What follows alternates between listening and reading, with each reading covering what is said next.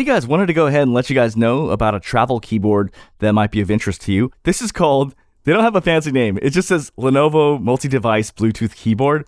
And if you didn't know about it, it's basically, I'll go ahead and put the link in because otherwise you're going to get a whole bunch of other keyboards that they have. But this is how it looks like. So what's unique about this is a few things. Number one, I used to think before that actually the Logitech Keys to Go 2 was actually the lightest keyboard in the market that still had pretty decent typeability. Not anymore. This is apparently lighter. So let's go ahead and go over the specs here. So this is actually, this is the Logitech Keys to Go 2. We're sitting at around 7.88 ounces, right? And then this is 6.28 ounces. So this is about 1 ounce less. Not a big deal, but just something to note. But there are some other unique things about this as well. This is actually USB-C powered. So you can actually, it charges that way, but at the same time, you can plug in wired if you want to. So it's very compact. That's quite different from, I would say, the Logitech Keys to Go 2, where there is nothing like that. It's purely by battery. So that might be of interest to you. This is how it compares in terms, oh, the other thing that's actually kind of interesting too, typeability is actually really pretty good on these, with one exception, and I'll explain. But actually, something about the way the keys are spaced, as well as the button, the way it presses in terms of tactile, is actually, this types better than I would say the Logitech Keys to Go 2. Even though they seem to have similar, like a similar key layout style, I found that I could type a lot faster on this compared to this. But I'm going to mention one flaw about this, but we'll talk about that at the end. This is how it compares to, I would say, other keyboards.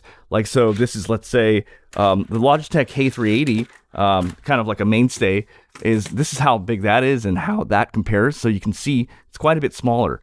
Another one, let's just say like a standard TKL keyboard, we put that there. It's quite a bit smaller, right? Or the other one, people are saying the Newfie 75. This is, I had the old one, but this is how it compares. So it's quite a bit difference in terms of size. There's only one flaw with this keyboard, and it's actually the backspace button. See, their backspace button is actually even smaller than the Logitech Keys to Go 2. Look at the size of that backspace button, how it's a little bit larger compared to right there.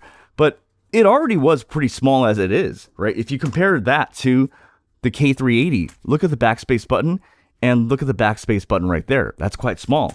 Or if you look at just even a standard keyboard, look at the backspace button right there, and then you compare that. That's just, and I found that was actually a situation where I would actually, whenever I would make a mistake, I was like, where the hell is that backspace button? Like my finger wants to go there, but it's actually, you see that? And so overall, if you can, so the pros of these is that it looks pretty sleek. It's lightweight. It's more lightweight compared to, obviously, the Logitech Keys to Go 2. It is USB-C powered. But the only thing is, and the typeability actually is better than the Logitech Keys to Go 2. But I would still say that backspace button is a slight deal breaker. But just thought people should know that this new option exists. So yeah, you guys have a great one. Okay, bye.